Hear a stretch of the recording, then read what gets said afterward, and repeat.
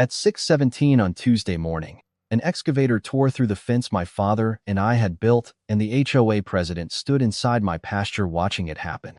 By the time I reached the east field, 3 contractor trucks and a survey crew had already crossed nearly 200 yards into my ranch. Fresh tire tracks scarred the wet grass. Bright orange stakes formed a 20-foot wide corridor toward the creek, and one worker was preparing to cut down another section of fencing.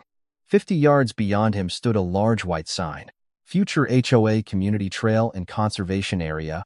The sign was planted in my soil.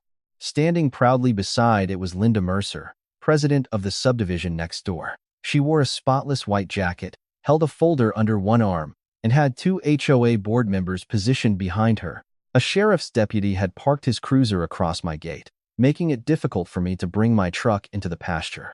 Linda looked at the land around her as if she had already taken possession of it. "You need to stay back," she said, pointing toward the survey crew. "The HOA is reclaiming this property today." Reclaiming. That was the word she used for 40 acres my family had fenced, grazed, and paid taxes on for more than half a century. I demanded to know who had authorized her contractors to enter my ranch. Instead of answering, Linda opened her folder and handed me a notice accusing my family of unlawfully occupying HOA property for decades.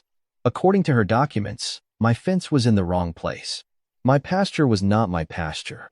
Even the creek where my father taught me to fish supposedly belonged to her subdivision. When I stepped toward the excavator, the deputy moved between us and placed one hand near his belt.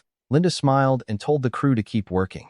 "If you interfere," she said, "you'll be removed and held responsible for every hour you delay us." I wanted to rip out every stake and drag that sign back across the property line.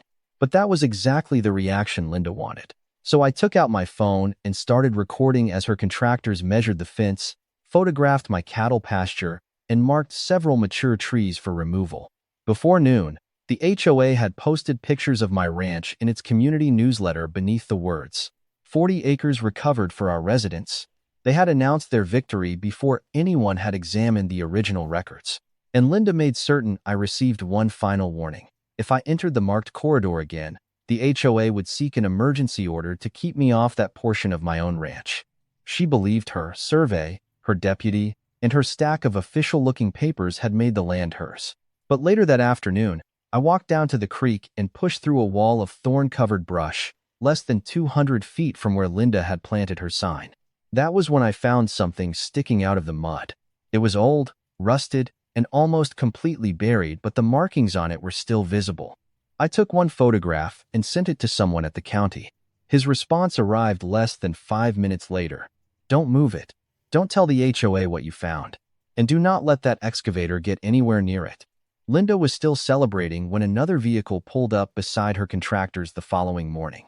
The moment the driver stepped out, her smile disappeared. But what he found beneath that brush and why the HOA had apparently never wanted anyone to see it was far worse than a simple surveying mistake. I had never thought of the ranch as an investment. To me, it was simply home.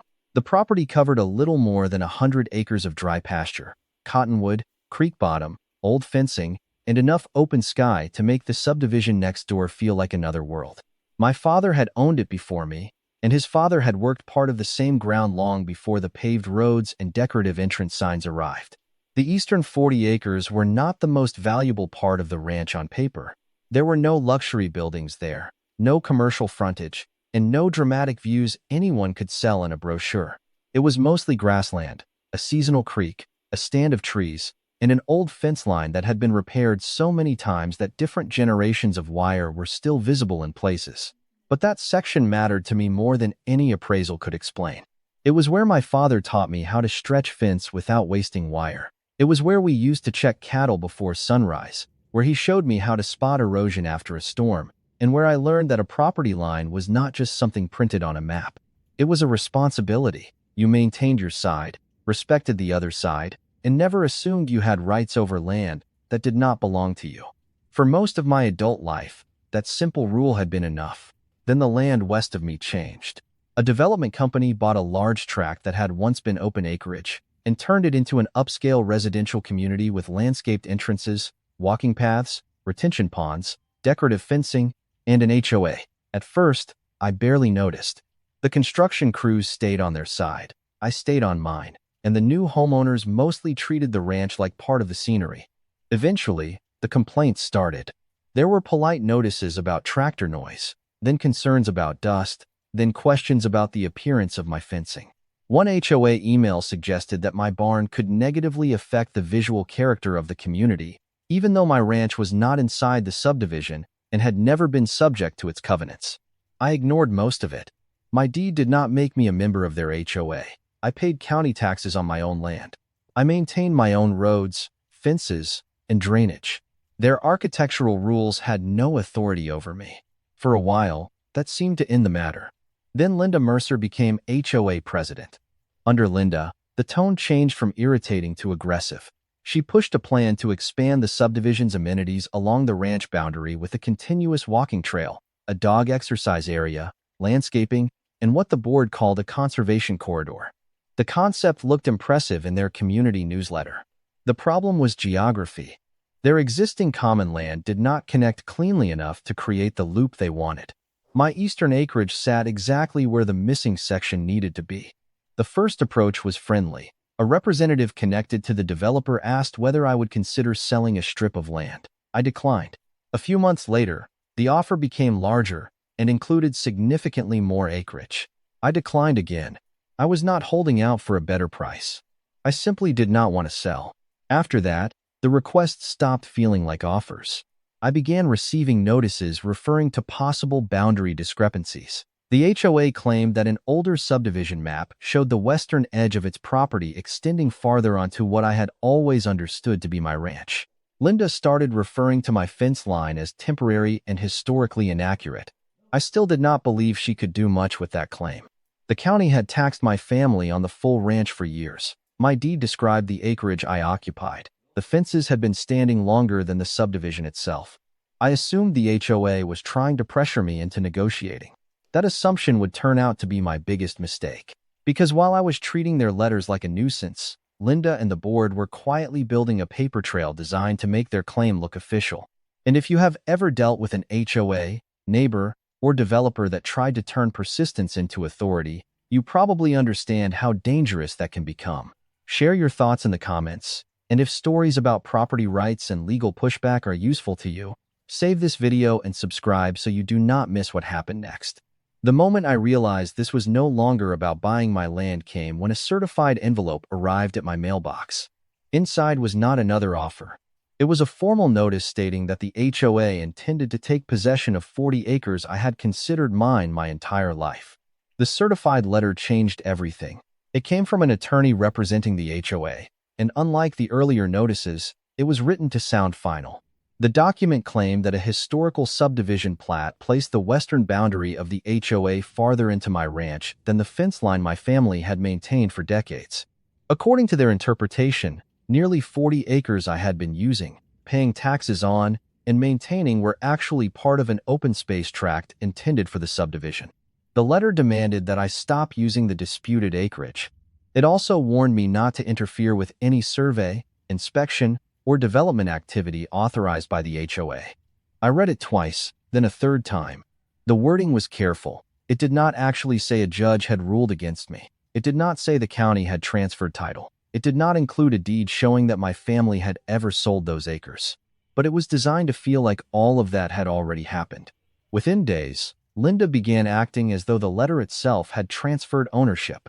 Orange survey stakes appeared along the eastern pasture. A contractor removed a short section of old fence so equipment could enter more easily. Temporary marker paint showed up near the creek.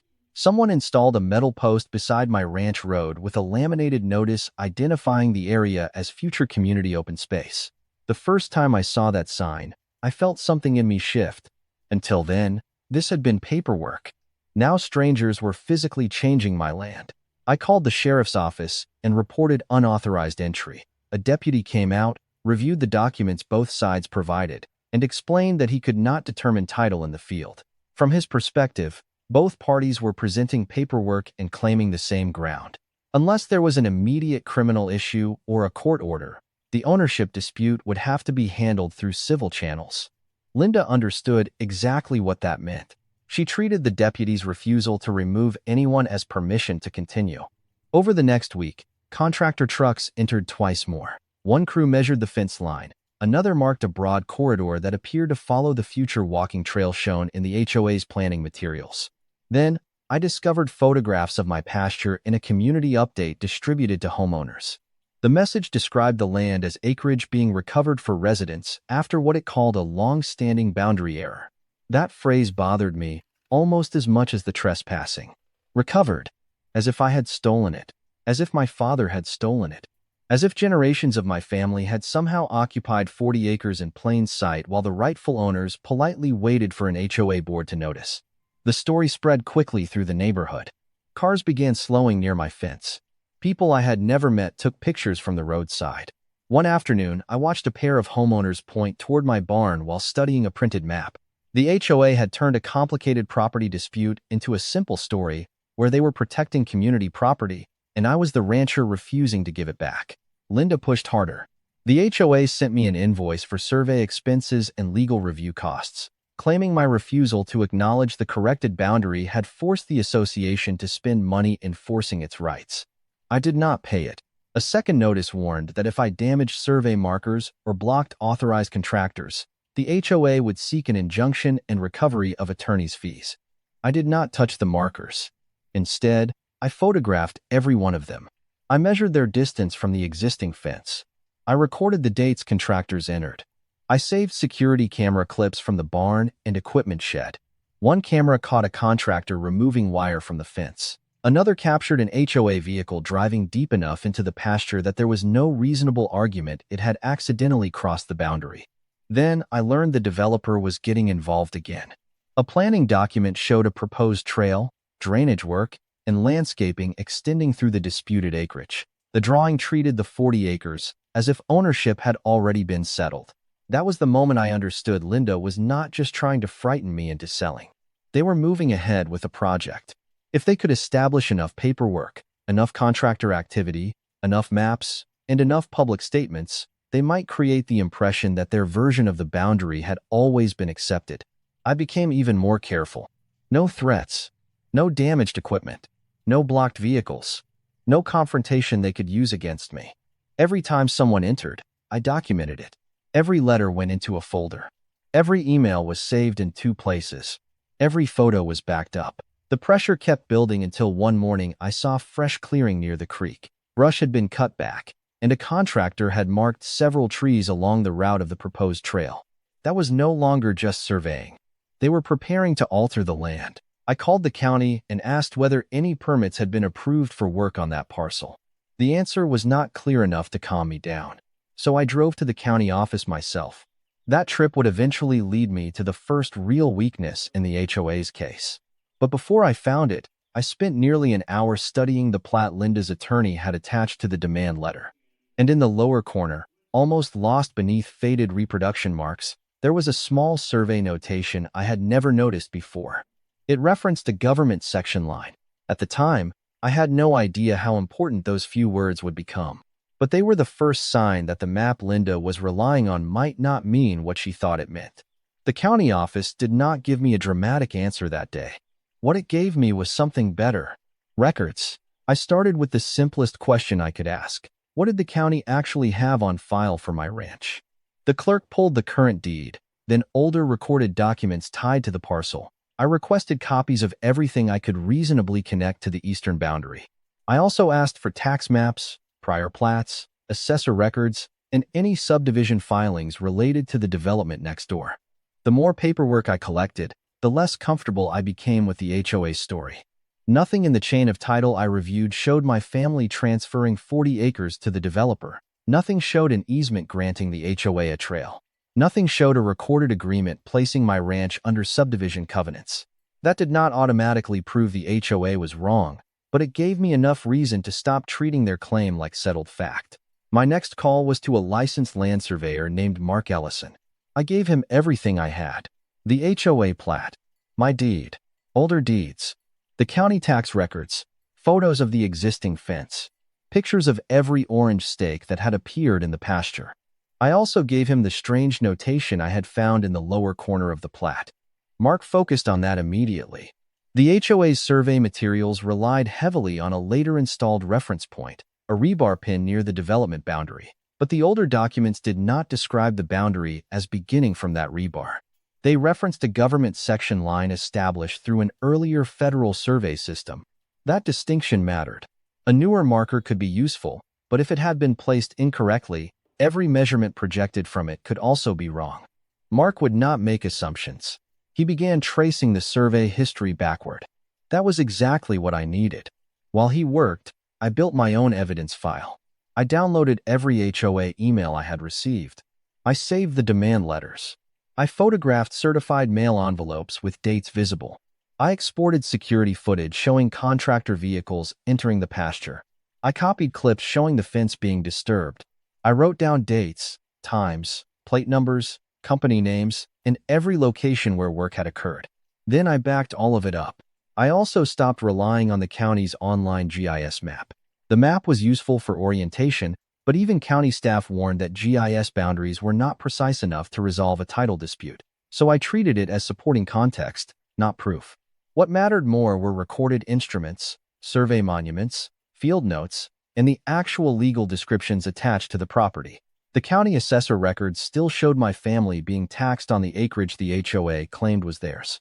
Old aerial images showed the same fence line appearing year after year. Agricultural records tied that ground to my ranch operation. Maintenance receipts showed I had repaired portions of the eastern fence long before the subdivision existed. None of those facts alone would decide ownership.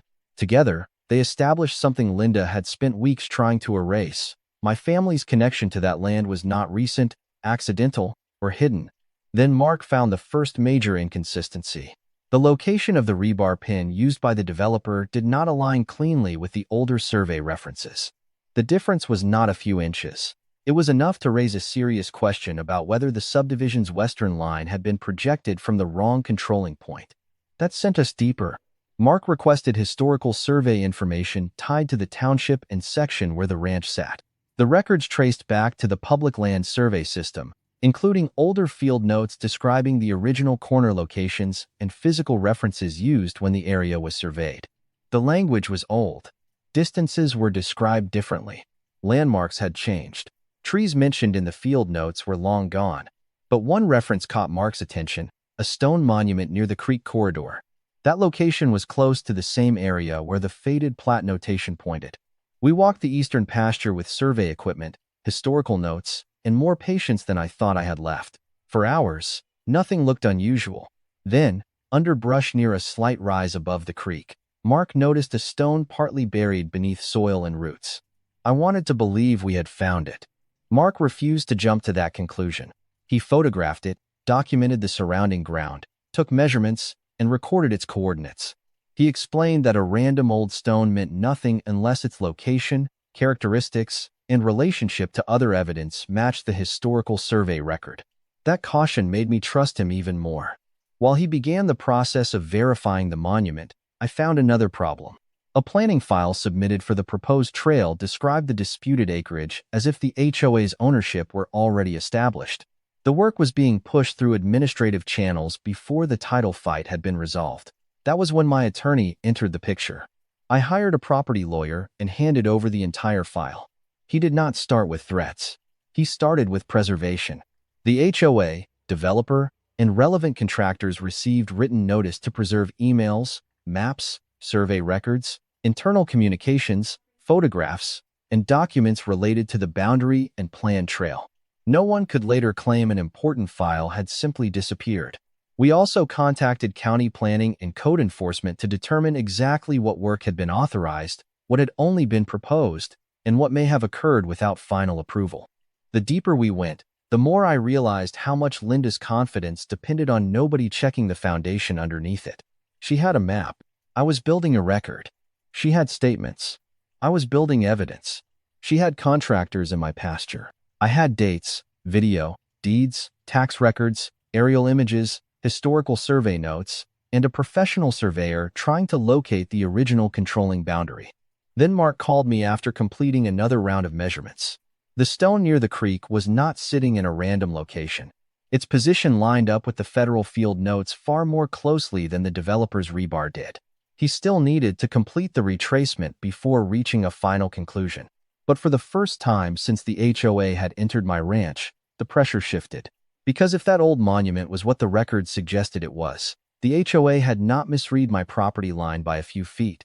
They may have built their entire 40-acre claim from the wrong starting point. Mark finished the retracement survey 11 days later. By then, I had stopped expecting good news. Every step of the dispute had trained me to assume that another letter, another contractor, or another legal threat was coming next. So, when Mark asked me to meet him at the ranch with my attorney, I did not feel relieved. I felt nervous. He spread several maps across the hood of his truck. The first was the subdivision plat Linda had been using. The second was a certified copy from the county. The third was his retracement survey.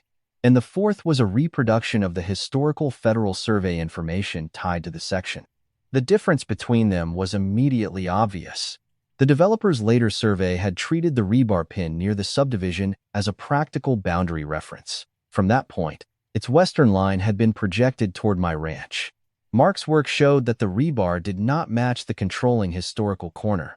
The old stone near the creek did. Its location, relationship to adjoining lines, and correspondence with the original field notes were consistent enough that Mark concluded it was part of the evidence necessary to restore the original government survey position.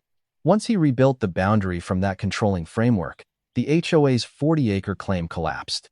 The line shifted back toward the subdivision, not by inches, not by a few feet, by enough land to erase almost everything Linda had been calling community property.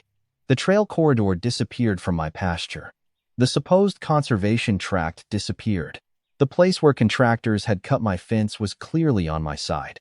The area where the HOA had planted its sign was on my side. Even the section where Linda had stood beside the deputy while insisting that I was occupying HOA property was inside my deed boundary. But Mark had found something even more damaging than a bad measurement. He pointed to a note on the certified subdivision plat.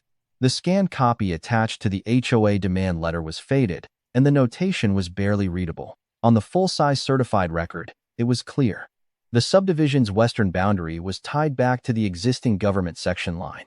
That meant the developer's own recorded plat did not give Linda the freedom to redefine the line from a convenient later marker if that marker conflicted with the controlling survey evidence.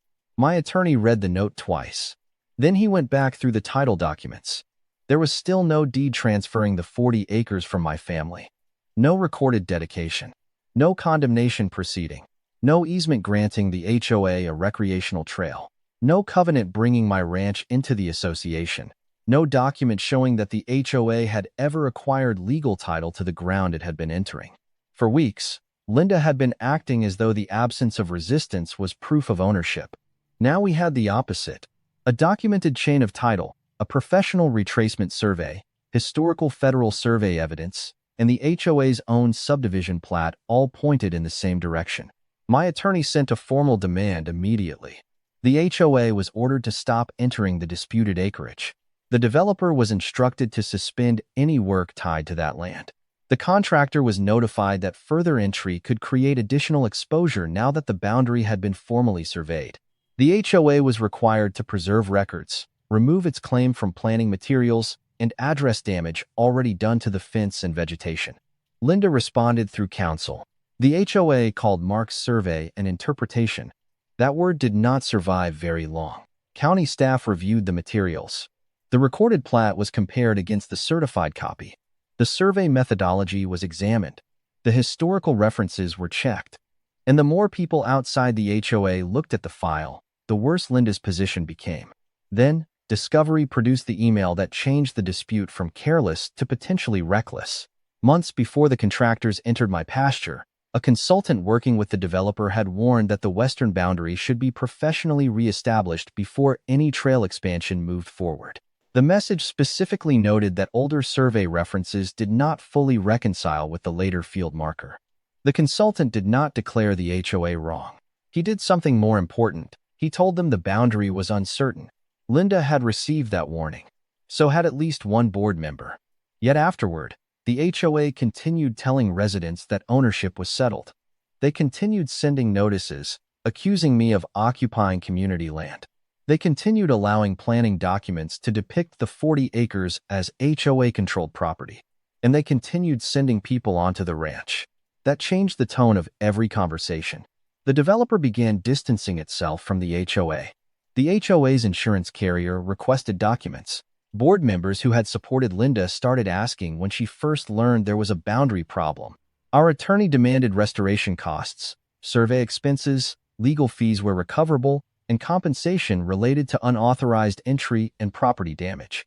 But the biggest blow came from the county planning office. Someone there noticed that the disputed acreage had not only been used for the proposed trail, it had also been included in supporting materials for a separate development-related submission involving open space calculations and drainage planning. In other words, the same acreage Linda had treated as unquestionably theirs had been used to support more than one administrative position. Now the issue was no longer just whether an HOA had crossed my fence. County officials wanted to know whether inaccurate ownership assumptions had been carried into formal planning records. The trail application slowed. Then it stopped. Requests for clarification went out. Maps had to be corrected. The developer's attorney entered the conversation. The HOA's attorney became noticeably more careful with every letter, and Linda stopped sending me anything directly. For the first time since this began, there were no contractor trucks in the pasture, no fresh stakes, no new signs, no board members photographing my land. The silence felt strange, but I knew it was not over. Because once a county starts asking how disputed land ended up inside official development paperwork, the argument is no longer controlled by the person who speaks the loudest. It is controlled by the record, and now the record was turning against them. Once the county began asking questions, the dispute changed overnight. Until then, Linda had been able to frame everything as a disagreement between one ranch owner and an HOA board. She could send letters, issue statements, call contractors, and tell homeowners that the association was simply enforcing its rights. That ended when government departments started building their own files. The county planning office placed the trail-related review on hold and requested corrected boundary information. Code enforcement asked whether vegetation clearing had occurred before the proper approvals were complete.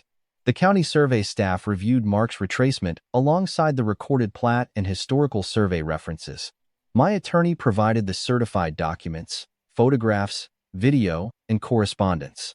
The HOA provided its own records. For the first time, Linda could not control which version everyone heard first. The county wanted documents, not opinions, not board announcements, not community newsletters. Documents. The developer quickly hired separate counsel. That alone told me something.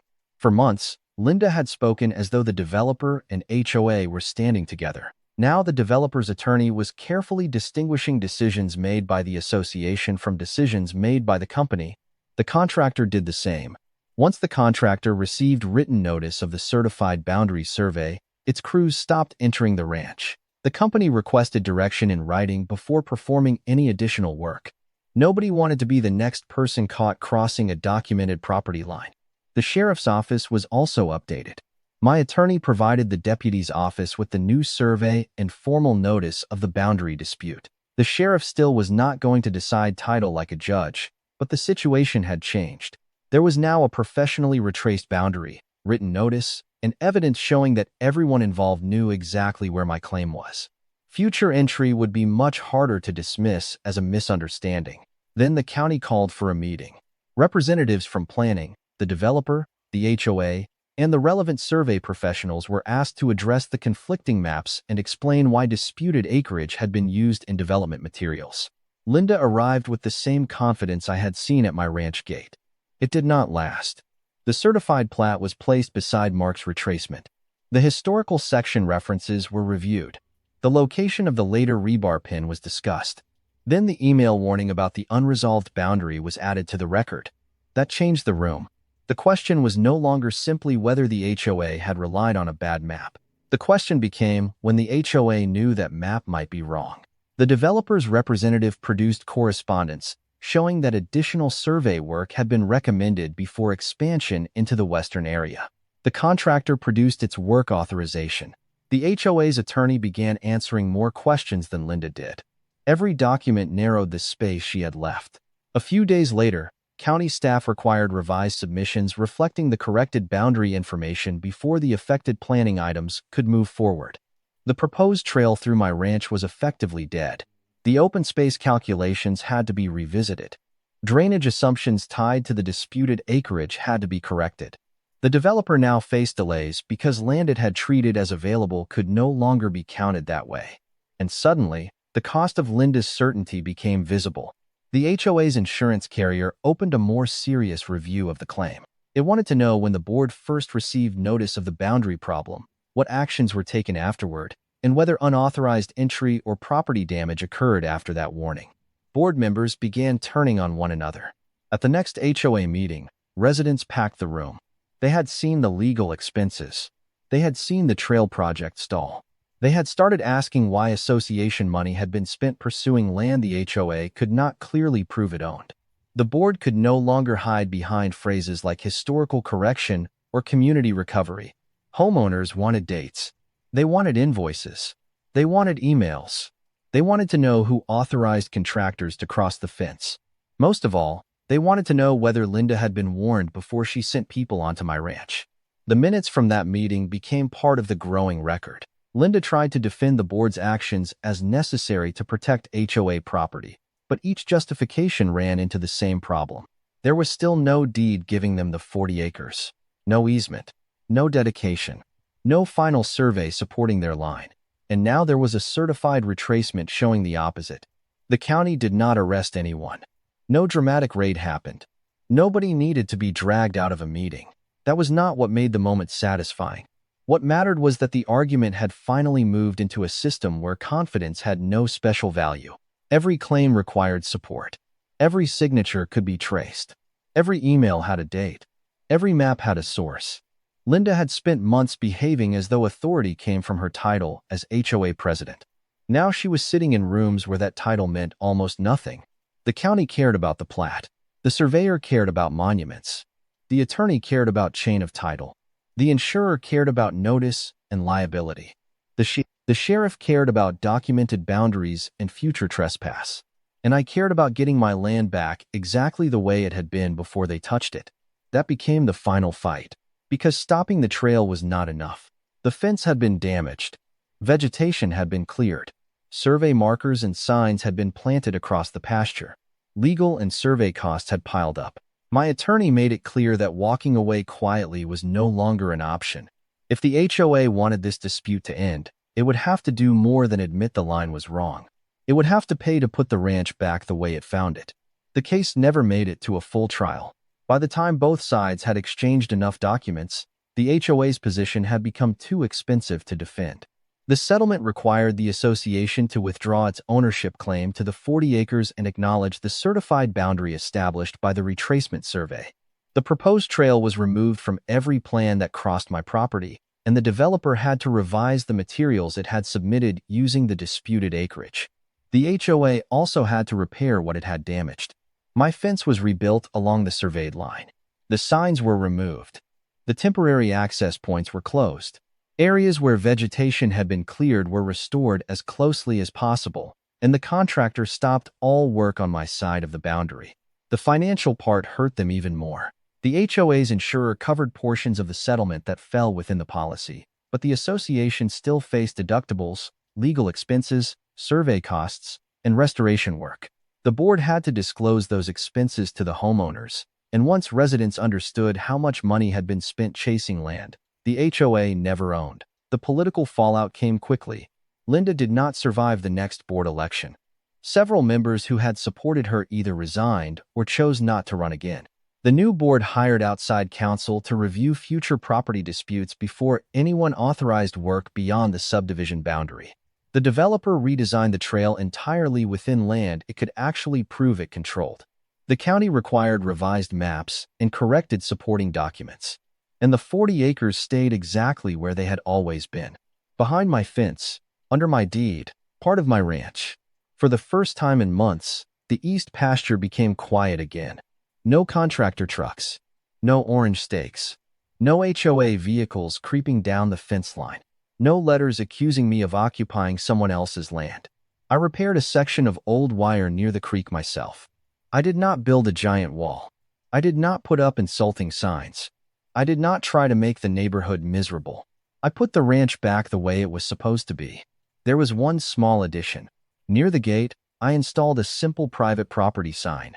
Nothing dramatic, just enough to make the boundary clear.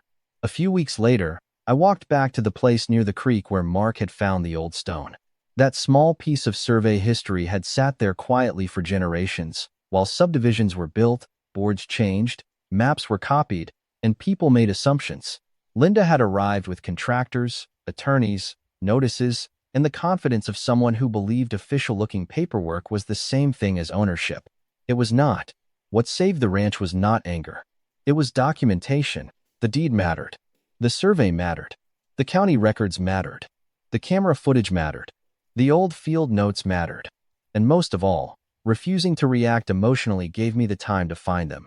If I had ripped out the stakes, threatened the crews, or tried to solve the problem at the gate, I might have made their case easier. Instead, I let every person involved create a record of what they were doing. Then, I followed that record until the truth became harder to ignore than Linda's story. That is the part I still think about. Property disputes can look simple from the outside. A fence, a road, a line on a map. But the moment someone tries to move that line without your permission, the smartest response is often not to shout louder. It is to find the document that proves where the line really is. If you have ever dealt with an HOA, developer, contractor, or neighbor who tried to push past a property boundary, share what happened in the comments. If this story might help someone you know, send it to them, save the video, and subscribe for more stories about ordinary property owners who fought back with evidence instead of intimidation. I did not keep those 40 acres because the HOA finally decided to be fair. I kept them because they were mine. And once the real boundary was put back on the record, everyone else had to live with it.